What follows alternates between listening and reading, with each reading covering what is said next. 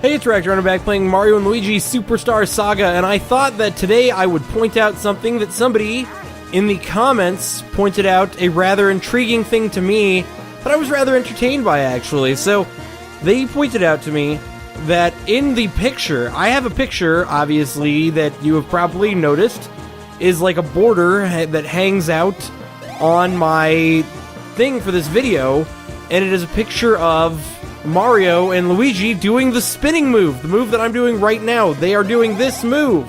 But what somebody pointed out in the comments, and I thought this was actually quite funny, is the fact that in that picture that I used, they are in the wrong position. Mario is on the bottom and Luigi is on the top, but clearly it is thus hither, way forth, and I just thought it was a kind of a funny little thing to point out, and I kind of thought it was also funny that I didn't actually even notice that it was the case. Like, I was actually really surprised. I was like, how did I not notice that? So it's funny, though, I wanted to talk about how I sort of found that artwork. The way that I found that artwork was I went to the internet and I just kind of typed in the words. I said, hello, internet. No, I typed in the words Mario Luigi Superstar Saga official artwork. And I figured that by typing in... Oh, crap. Oh, fuck. I figured that by typing in Mario Luigi Superstar Saga official artwork, I would get what... Oh, shit. I would get what is, you know, official artwork for the game. And I think I did actually get what is official artwork for the game. But what is funny... Oh, crap. Damn it, I'm so bad at the timing on those. I'll just have to get the timing down. But yeah, so what's funny, though, about that, about the official artwork thing, is that is actually... I think I looked into it. That is legit official artwork from Nintendo. The makers of this game made the artwork. And so what I'm led to believe is, I guess I just have to assume that the trick is that whoever, like, chose that artwork, I don't know, was not part of the team that was making this game. Like, maybe it was a third party that was doing the official artwork. I mean, this was made by Alpha something, and maybe Nintendo was doing the promotional work for it. And so since Nintendo was doing the promotional work for it, maybe they didn't even realize when they did that. Oh my gosh, what a fancy BP bonus. But yeah, anyways, I just thought I would point that out, that whole situation. I found it comical. I always find it comical too when I sort of make errors like that without even realizing that I made errors like that. And do we have more of these? Oh my gosh, I gotta get... Oh, now is gonna be the timing. It's gonna be the time to practice the timing on these damn dinosaurs. By the way, these are... Oh, I need hammers, I think, in order to... This is interesting. I think that I need hammers in order to get the timing on these guys, because, yeah, I can't even jump high enough. So maybe what I should do against these things, it now occurs to me, is I should make sure they're both shortened at the beginning of the fight, and that way I can actually avoid their hits. Because, yeah, at the rate I'm going right now, I'm going to be taking a lot of damage from these guys if I don't shorten them right off the bat, because obviously I just did take a bunch of damage. And then I can just avoid the damage from the dry bees. Oh, I need to make a bridge somewhere. I need to make a bridge somewhere, because this is not going to work. But I think that what I at least can do right now is spin jump across that. Okay, I can. But, dude, now we're in a little bit of a situation, I think, because I believe that, yeah, we can't make it up here, which now this strikes me as very odd. There's a puzzle, I guess, to be solved here, and I'm gonna have to stop talking for a second while I figure it out. Okay, no, apparently, you can make this jump if you're not an idiot. I just did it. Off camera, I did it. There we go. Okay, yeah, I was being really stupid, I suppose. For some reason, I had it in my head that you couldn't make that jump, but then... Oh, dude, before anything happens, let us... Yeah! Oh, that is not what I thought it was. You know, I don't know if I've mentioned this before. I think I have actually mentioned before that one thing that I really appreciate about these, like, chunks of the game in... Oh, you can go through here, and you have to go through here, I think, if you want to get to... Alright, I understand the puzzle now. One thing I really like about these portions of the game, one thing that I, like, super appreciate, and I don't think I mentioned it often enough, is... Oh, come on, Mario, get your fill of the damn water.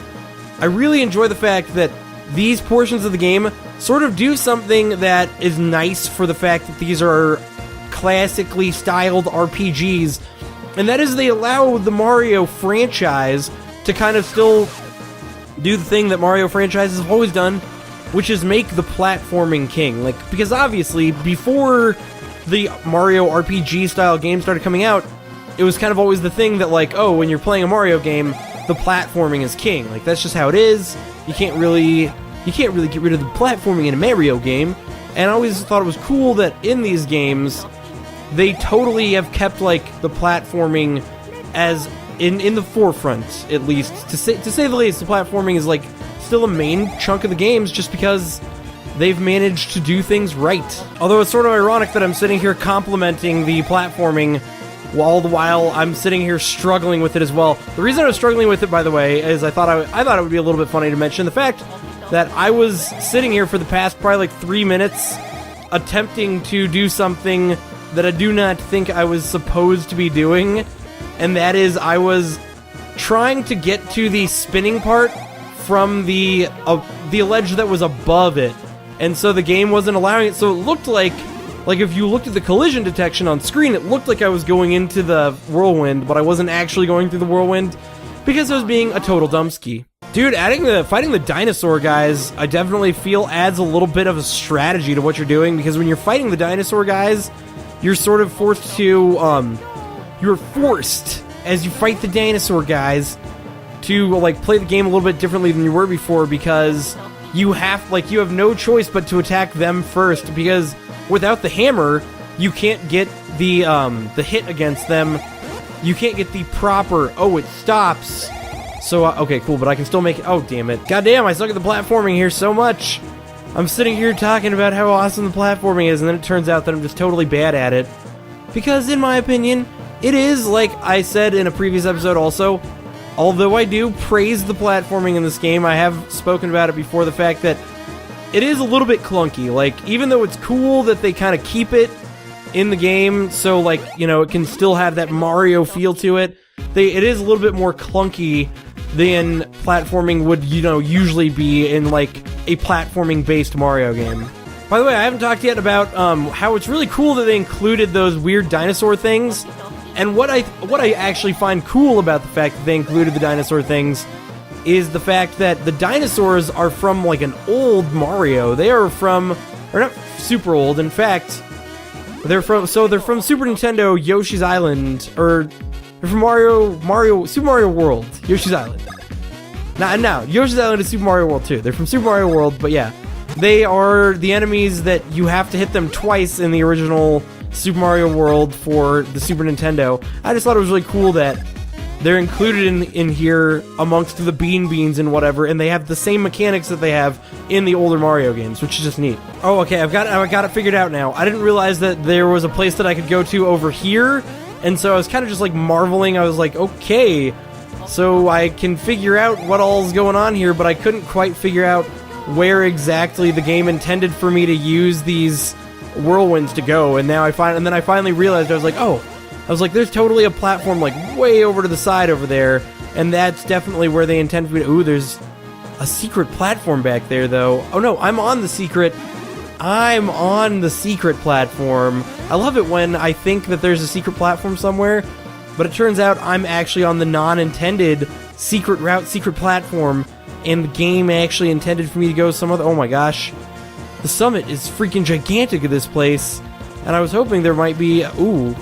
Let's check out the telescope and see the sweet-ass view of the Bean Kingdom. Oh, dude, there is a sweet-ass view of the Bean Kingdom up here.